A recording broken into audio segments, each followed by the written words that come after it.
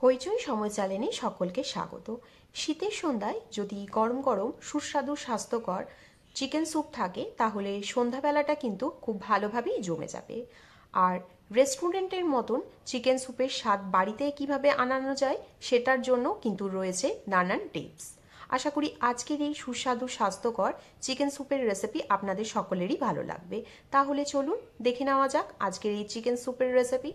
প্রথমে আমি এখানে নিয়েছি বেশ কিছু সবজি। তার মধ্যে আছে একটা গাজর, পেঁয়াজ শাক, তার সাথে নিয়েছি ছোট্ট করে কেটে রাখা বিনস, হাফ ক্যাপসিকাম, নিয়েছি কয়েক টুকরো রসুন, 1 ইঞ্চি পরিমাণে আদা টুকরো, আর নিয়েছি একটা ছোট্ট পেঁয়াজের টুকরো। সবগুলোকেই কিন্তু খুব ভালো করে আমি কেটে নিয়েছি। কড়াইয়ের মধ্যে এবার আমি সব চিকেনের টুকরোগুলো দিয়ে নিয়েছি।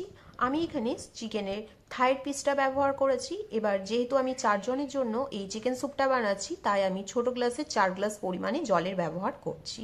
আপনারা আপনাদের বাড়ির সদস্য অনুযায়ী জলের ব্যবহারটা বাড়িয়েও নিতে পারেন বা কমিয়েও নিতে পারেন। এবার আমি চিকেনের সাথেই দিয়ে দিচ্ছি বিনস আর গাজরের টুকরোগুলো। তার সাথে দিয়ে দিলাম 1 চামচ পরিমাণে নুন। ভালো করে জলের সাথে এবার আমি মিশিয়ে নিচ্ছি। এবার আমি গ্যাসের ফ্লেমটাকে অন করে 10 মিনিটের জন্য মিডিয়াম ফ্লেমে চিকেনটাকে আর সবজিগুলোকে সেদ্ধ হতে দেব। 10 মিনিটের মধ্যে কিন্তু চিকেন থেকে বেশ খানিকটা তেল ছেড়ে এসেছে। দেখুন আমার ওপরে কিন্তু চিকেনের বেশ খানিকটা তেল বেরিয়ে এসেছে, আর চিকেনগুলোর কালারও কিন্তু সম্পূর্ণ আলাদা হয়ে গেছে।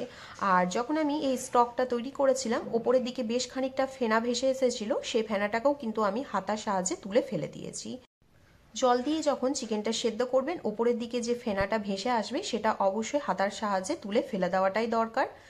আবারও আমি 2 থেকে 3 মিনিট হাই ফ্লেমে এবার ফুটিয়ে নিচ্ছি। চিকেনটা কিন্তু আমার খুব ভালোভাবেই সেদ্ধ হয়ে গেছে। এবার টোটালি গ্যাসের ফ্লেমটাকে বন্ধ করে নিয়েছি, আর চিকেনগুলোকে আমি তুলে আলাদা করে নিচ্ছি। দেখেই বুঝতে পারছেন চিকেনের কালার কিন্তু সম্পূর্ণ আলাদা হয়ে গেছে, মানে সেদ্ধ হয়ে গেছে। আর এইদিকে সবজিগুলোও কিন্তু আমার খুব ভালোভাবে সেদ্ধ হয়ে গেছে। স্টকটাকে আমি অন্য এক পাত্রের মধ্যে রেখে দেব। আর চিকেনগুলো আমার মোটামুটি ঠান্ডা হয়ে এসেছে। এবার আমি দুটো কাঁটা চামচের সাহায্যে এইভাবে চিকেনগুলোকে ছাড়িয়ে নিচ্ছি। আপনারা চাইলে কিন্তু এই কাজটা হাত দিয়েও করে নিতে পারেন। যেহেতু চিকেন স্যুপ তৈরি হচ্ছে, তাই চিকেনগুলোকে একদমই ছোট ছোট টুকরো করে নিয়েছি। দেখতেই পাচ্ছেন চিকেনগুলোকে আমি এইভাবে ছোট ছোট টুকরো করে নিয়েছি, হাড় থেকে আলাদা করে নিয়েছি। এবার সেই কড়াইয়ের মধ্যেই আমি দিয়ে দিলাম 1 চামচ পরিমাণে বাটার। আপনারা চাইলে কিন্তু এখানে অলিভ অয়েলও ব্যবহার করতে পারেন। এবার আমি দিয়ে দিচ্ছি রসুনটার কুচি। যে রসুনটাকে আগে থেকে রেখেছিলাম সেটাকে ভালো করে কুচি করে নিয়েছি। আর 1 ইঞ্চি আদাটাকেও আমি খুব ভালো করে গ্রেটার দিয়ে গ্রেট করে নিয়েছি। আপনারা চাইলে আদা রসুন দুটোকে কিন্তু একসাথে হালকা একটু থেঁতেও করে ব্যবহার করতে পারেন। এবার 1 মিনিটের জন্য হালকা আঁচে আমি এটাকে ভেজে নিলাম। এবার দিয়ে দিচ্ছি ছোট সাইজের যে পেঁয়াজের টুকরোটা ছিল সেই পেঁয়াজের টুকরো, আর দিয়ে দিলাম ক্যাপসিকাম। তবে খুব বেশি ফ্রাই করব না, গ্যাসের ফ্লেমটাকে একেবারে লোতে রেখে আমি 1 থেকে 2 মিনিটের জন্য স্যালো ফ্রাই করে নেব। এবারে আমি দিয়ে দিচ্ছি আগে থেকে কেটে রাখা চিকেনের টুকরো। সব চিকেনগুলোকে দিয়ে আবারও খুব ভালো করে আমি এইভাবে মিশিয়ে নিচ্ছি।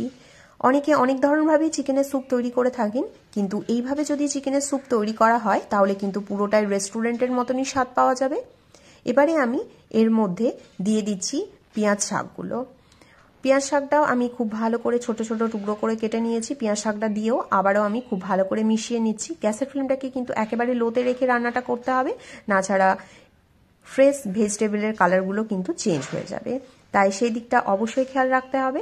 এবার আমি দিয়ে দিলাম আগের থেকে যে চিকেনের স্টকটা ছিল সেই চিকেনের স্টকটা আর সেদ্ধ করে রাখা সবজিগুলোকে খুব ভালো করে মিশিয়ে নিচ্ছি।